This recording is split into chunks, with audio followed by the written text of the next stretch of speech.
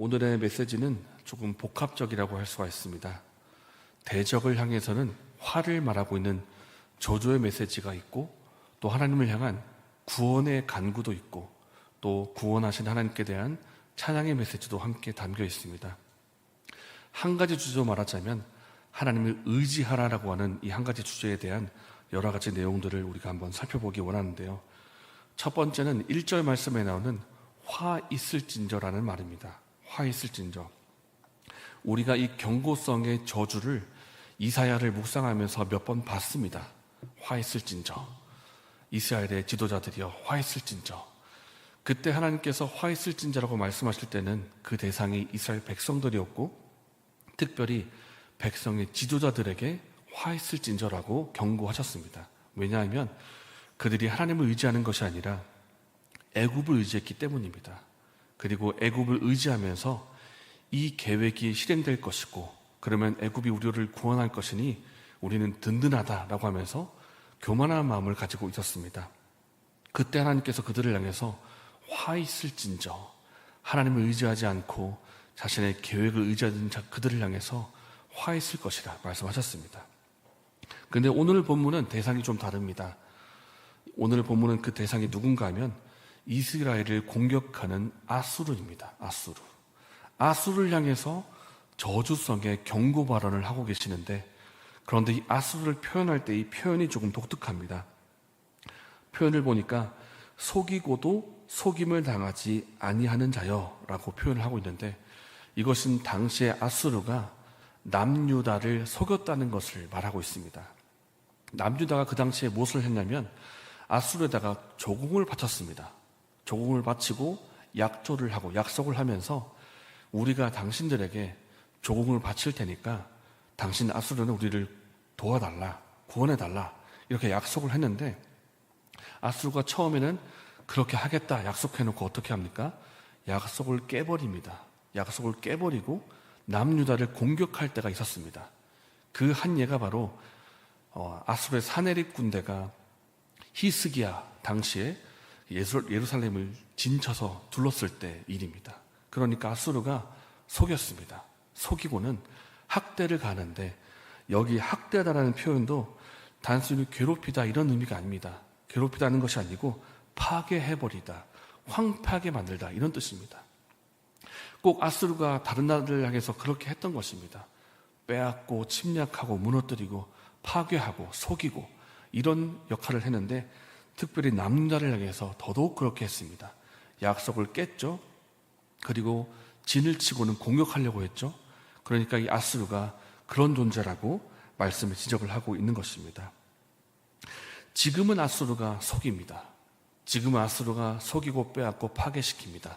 그런데 하나님께서 이 아수르를 향해서 어떻게 말씀하십니까? 화를 선언하십니다. 너희들에게 화가 있을 것이다.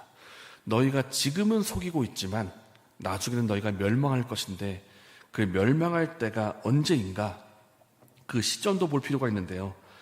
아수르가 속이기를 그칠 때 너희가 이제 속임을 당할 것이다.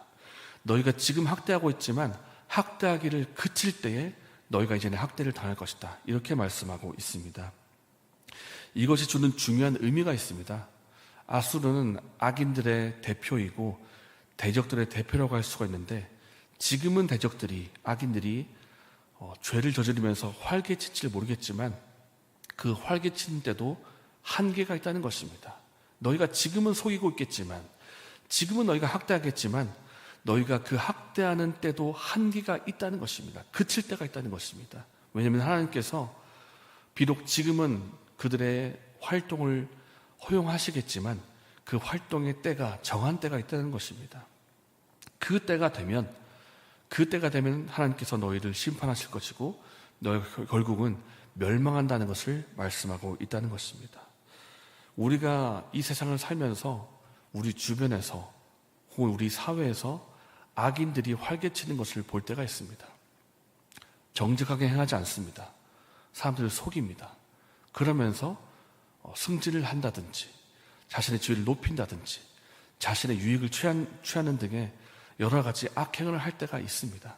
그런데 지금은 그들이 악행을 해도 아무 일 없는 것 같습니다. 억울하죠. 우리는 정직하게 살아가는데 억울합니다. 그런데 하나님께서 분명히 말씀하시기를 그들이 영원히 그렇게 하지 못한다고 말씀합니다. 분명히 그들이 그 악행을 그칠 때가 올 것인데 그때가 되면 하나님이 그들을 심판하실 것이고 그들은 반드시 멸망한다는 것을 아수를 통해서 말씀하고 있다는 것입니다.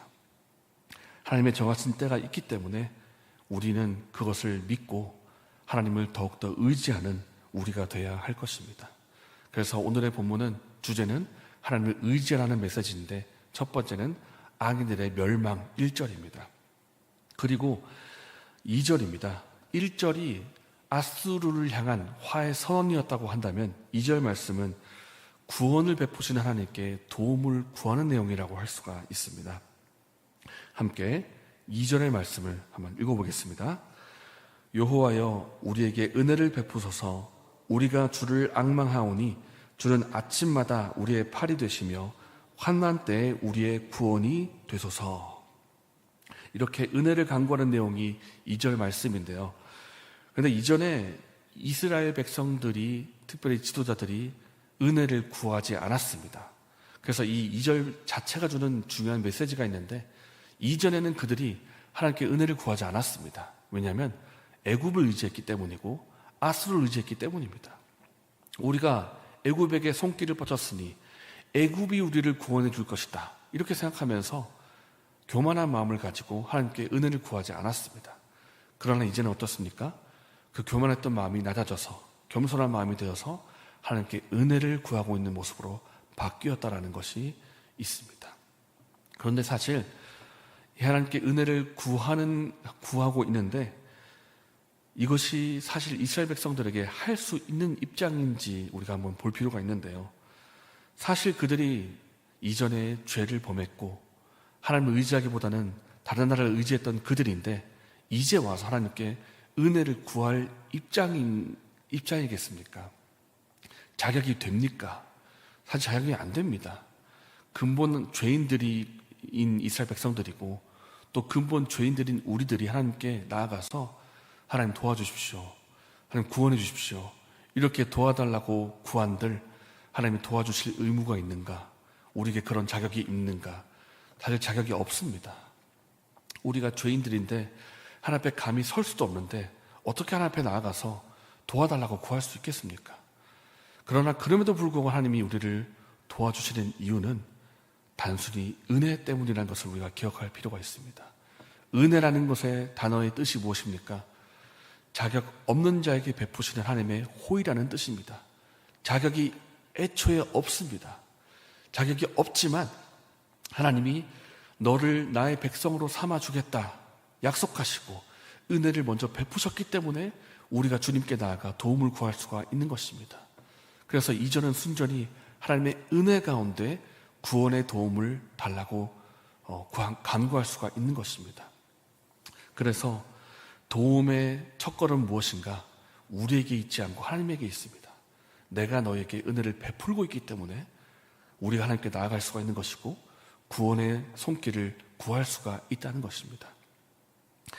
우리가 주님께 도움을 구할 때 하나님께서 우리를 어떻게 도와주십니까? 2절 말씀 뒷부분에 주는 아침마다 우리의 팔이 되신다 그렇게 말씀합니다. 여기서 아침마다라고 할 때 아침이라는 표현이 지금과 이제 7시나 8시가 되어서 해가 한창 뜰 때의 아침을 말하는 것이 아닙니다. 이때 아침 무슨 뜻인가 하면 군대가 불침번을 설 때 새벽을 다 세우고 나서 이제 새벽동이 틀 때 그때 아침빛이 비치는 그 아침을 말하고 있습니다. 이것은 당시 이스라엘 백성들의 전쟁의 상황과도 이제 볼 수가 있는데 그들이 지금 아수르의 위협을 받고 있죠. 이 서로 진을 치고 있다고도 말할 수가 있습니다. 그렇기 때문에 이때 가장 중요한 것은 불침번 서는 것입니다. 언제 쳐들어올지 모르니까 불침번을 서야 됩니다. 밤을 새우고 밤에도 잠을 자지 못하고 불침번을 서면서 혹시 오늘 밤에 쳐들어올까? 혹시 이 밤에 들어올까? 긴장하면서 서 있는 것입니다. 그렇게 밤을 꼴딱 세우고 서 있다가 이제 아침빛이 비치니까 안도하는 것입니다. 아, 오늘은 쳐들어오지 않았구나.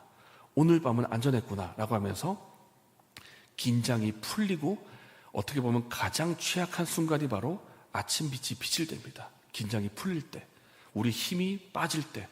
그런데 하나님께서 뭐라고 말씀하십니까? 너희들이 힘이 빠질 그때 내가 너희의 팔이 되겠다. 그렇게 말씀하시는 것입니다. 우리가 삶을 살아갈 때 많은 노력들을 기울입니다. 생활에 필요한 것들을 구하기 위해서 열심히 일을 하고 또 재정을 갖추고 열심히 일하는데 우리 힘이 빠질 때가 있습니다. 우리 힘이 빠지고 노력하지만 부족함이 드러날 때가 있는데 하나님께서 뭐라고 말씀하십니까? 너희의 팔이 힘이 빠질지언정 내가 너희의 팔이 되겠다. 내가 강한 권능과 그 오른손의 팔로 너희를 도와주겠다. 그렇게 말씀하고 계십니다. 이것이 이스라엘 백성들에게는 더더욱 와닿았을 것입니다. 전쟁의 상황에서 불침번을 사다가 긴장이 풀릴 그때, 혹 방심할 그때에도 내가 너의 팔이 되겠고 내가 너의 구원이 되겠다. 그렇게 말씀하기 때문에 하나님이 얼마나 든든합니까? 얼마나 의지할 만합니까? 그렇기 때문에 6절 말씀에 뭐라고 말씀합니까? 여호와를 경외하는 것이 내 보배니라. 여호와를 경외하는 것이 보물과 같이 귀중한 것이고 우리가 주님을 경외할 때 구원과 지혜와 지식이 풍성하게 임할 것이다. 그렇게 말씀하고 있는 것입니다. 또 백성들이 그것을 믿기 때문에 5절 말씀에 하나님을 찬양하는 찬양의 고백이 5절 말씀에 있는 것입니다. 그렇기 때문에 사랑하는 여러분, 우리가 오늘 하루 살아갈 때 무엇을 의지해야 되겠습니까? 내가 가진 힘을 의지해야 되겠습니까? 내가 가진 돈입니까? 나의 어떤 인맥입니까? 그것보다 하나님을 의지하라고 오늘 말씀에 말씀하고 있습니다. 우리가 하나님을 의지할 때 악인들이 비록 활개칠지라도 그들은 결국 멸망할 것이고 하나님 우리를 구원할 것이다. 우리가 힘이 떨어질 그때에도 강한 팔로 우리를 도와주실 것이다. 그렇게 말씀하고 있습니다. 그렇기 때문에 사랑하는 여러분, 우리가 오늘 하루 살아갈 때 하나님을 의지하며 살아가십시다. 하나님께 은혜를 구합시다. 지금은 악인들 때문에 우리가 억울함을 당할 수 있지만, 우리의 마음에 답답함이 있을 수 있지만, 우리가 인내하며 주를 의지할 때 하나님이 결국 우리에게 도움의 손길과 구원의 은혜를 베푸실 것입니다. 그리고 구원의 풍성함을 누리게 하실 것입니다. 이것을 믿고 주를 의지하며 살아가는 저 여러분 되시기를 예수님 이름으로 축복합니다. 이 시간 말씀을 생각하면서 기도하겠습니다.